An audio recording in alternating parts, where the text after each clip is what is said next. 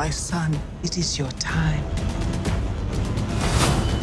You get to decide what kind of king you are going to be.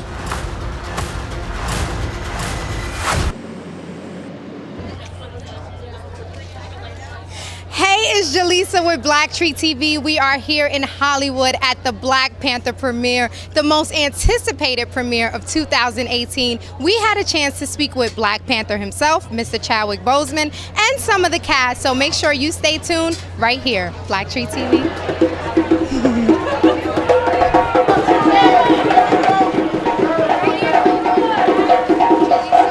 How you doing, Jaleesa? Congratulations on everything. Thank you. Good to see you here. Thank you. So you've played such trailblazing icons before. Would you say that when you portray James Brown, when you portray Jackie Robinson, that you fully committed to being those men both on and off screen?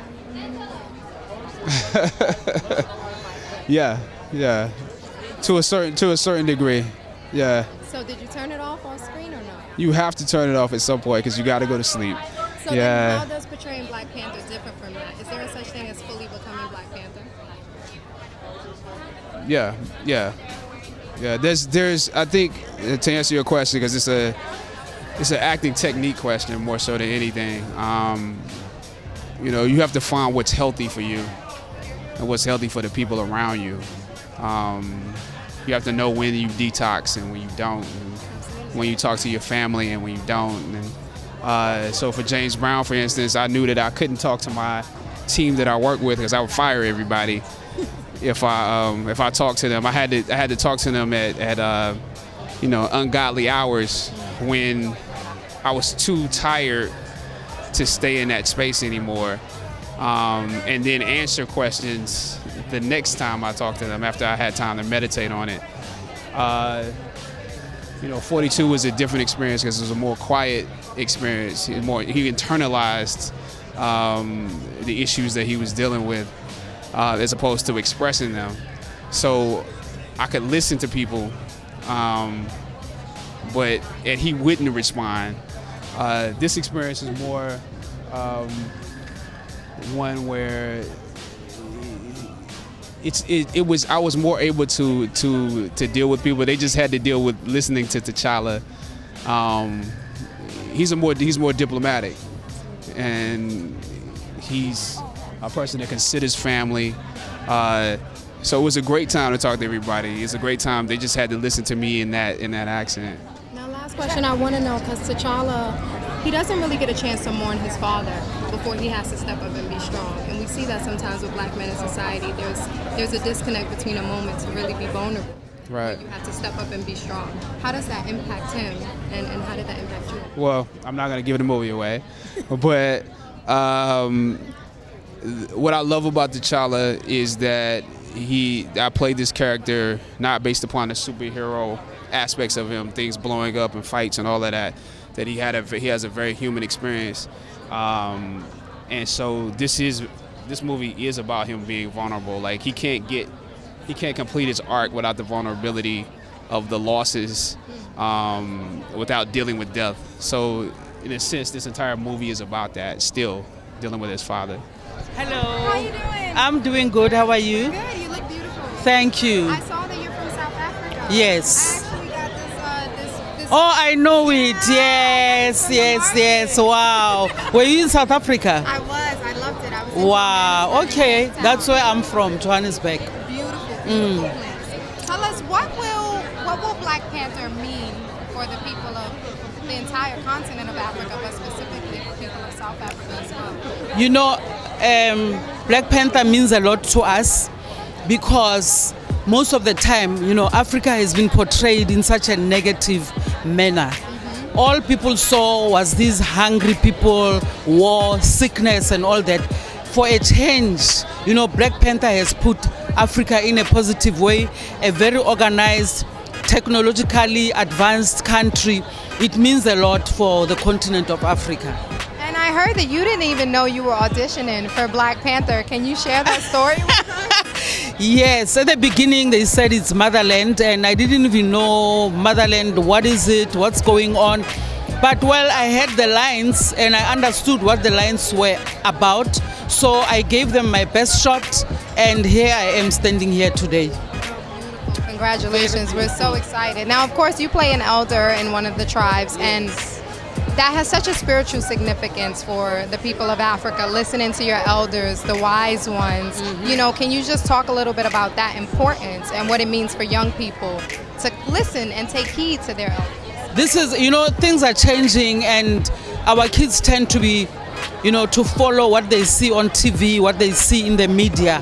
But I think they're the part of elders, because I'm not the only elder, there are other elders. The role of elders is supposed to come back so that at least we can be able to maintain our culture. Well, we will not maintain all of it, but you know, simple things like respecting others, you know, helping each other. We call it Ubuntu in South Africa. The spirit of Ubuntu must come back, and through the elders we can achieve that. Thank you. Thank you.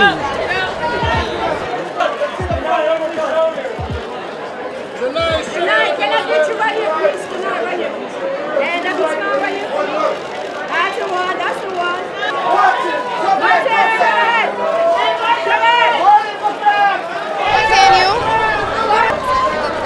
Come on, man. We out here, man. I represent Uganda, man. You know, we out here, man.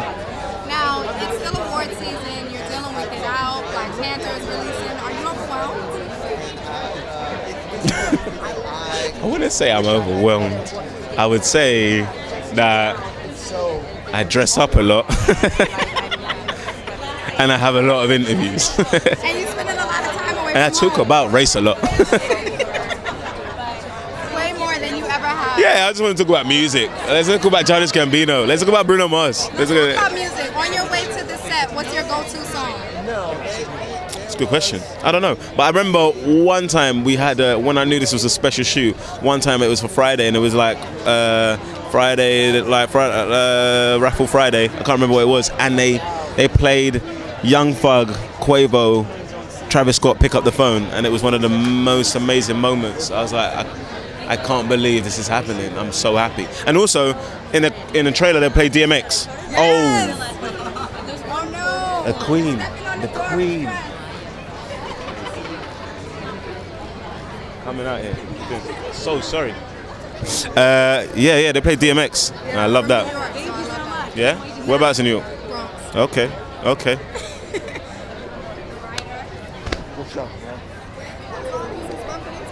This guy is so amazing, man. This guy is so amazing and so specially talented. Because he wrote Black Panther, bro. Says the Oscar nominee right here.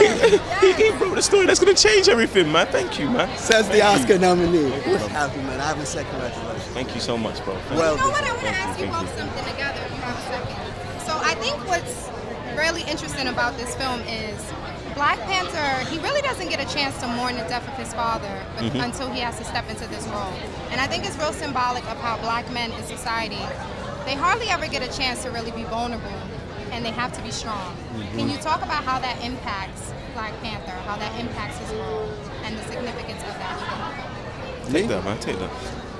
So I think one of the special things about Chadwick and about the character Black Panther in the canon of the comics is the complexity and the nuance that he brings. He oftentimes has his victories come at great personal sacrifice, and I think that we embrace that.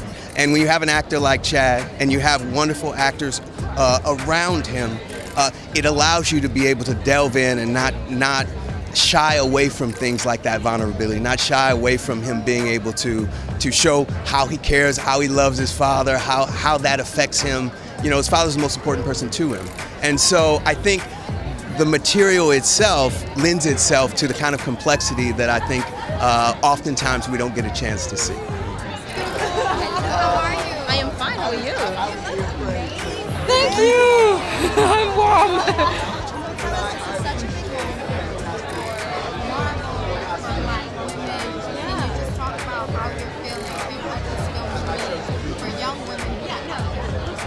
I am happy that this movie is finally coming out. I remember when I was cast, I was a little confused because I thought like, oh, but if there's a superhero, how come he's protected by women, you know? So I had to do my research, and I realized, oh, I actually like this. I haven't seen that in movies before, that a lot of these women can be so strong. All the women, not just the Dora Milaje, you know, also the other leaders, the mother, royal mother, and this is something that we haven't had before. So I wish that also young girls maybe come out and say like, wow, I want to be a Dora, you know, like, yeah. And what did you learn in being a part of this amazing women warrior? What similarities did you see? What, if anything, did you learn? Well, what did I learn from the Dora? I mean, I anyway have a dance background and I do martial arts. So for me, learning skills with other women, that is nothing new. But again, the characters they serve, you know, and when you play a character like that, it had to do, it needs a lot of discipline. It's not a glamorous part, you know, because we go in, we have to fight, you put yourself into dangerous situations, and to be allowed to do that and having a team that trusts you to do that, I think that is amazing, you know, like it makes you strong. And you haven't asked where you're originally from? I was born in Uganda, East Africa, and I grew up in Germany. Yes. Now, what do you think people in Uganda will this help to make sure we have better representation of the African? Well, I think in general, I mean, it doesn't matter. I'm from Uganda, then we have Lupita from Kenya, we have Danai from Zimbabwe. It doesn't matter which country you're from in Africa. I think just having a whole movie with a lot of people of color, that already helps, you know, for a lot, not just America, but also Africa, where people can say, oh my gosh, there's finally a movie about us, and we're not the victims. It's huge because here it is, you have a big budget action film that is also culturally specific. It isn't like it's a big budget action film with a black cast. It's a big budget action film that's Marvel, that's also Africa. And also dealing with, in the Marvel universe, Wakanda has always had a very special place. If you're a geek like I am, like you know that Wakanda is the most technologically advanced country in the entire Earth. And vibranium is the world's most precious resource. I know I'm getting really geeky with that, but the thing is you have to understand, when you have a president that refers to African countries as shithole countries, and then you follow that up 2 weeks later with a movie like this, it's important for children, it's important for people to see that, you know, Egypt wasn't an accident. So, you know, the West African civilizations that invented government, you know, culture, were not accidents. And a movie like this, even though it's fictional, backs all that up to a certain extent. But so on one hand, it's pride, but at the other hand, it's inclusive, because it's still a Marvel story, and it's just that we're living in an age where heroes are all different shapes, sizes, colors, and now genders. And I think that's important, because it's like, you know, as a kid, when I watched Harrison Ford as Indiana Jones or Han Solo, or I watched Mark Hamill as Luke Skywalker, I mean, I had the posters, I really aspired to be them, but I knew that there was a certain disconnect. I knew that I could never really be them, but for a little kid now, when they see Mike Coulter, when they see Chadwick, you know, when they see Cress Williams, I mean, when they see, you know, all these people playing heroes, it fills them with pride. I'll never forget, I have twin boys. And years ago, we went to, we were at a movie, and it was the preview for Captain America Civil War. Was it Civil War? No, it wasn't Civil War. It was the one before that, the Winter Soldier. And that moment when Falcon's wings opened up, I just saw my son just like well up, like, oh my God. And then I realized that's important. And that was one of the things that led me to actually writing Luke Cage, is, you know, providing, you know, more black heroes. Seen anything like Wakanda before. This is about everyone coming to Wakanda through this movie. I think people are going to be blown away by the technology, but I don't want to give anything away. They still got to wait till February 16th in order to see it.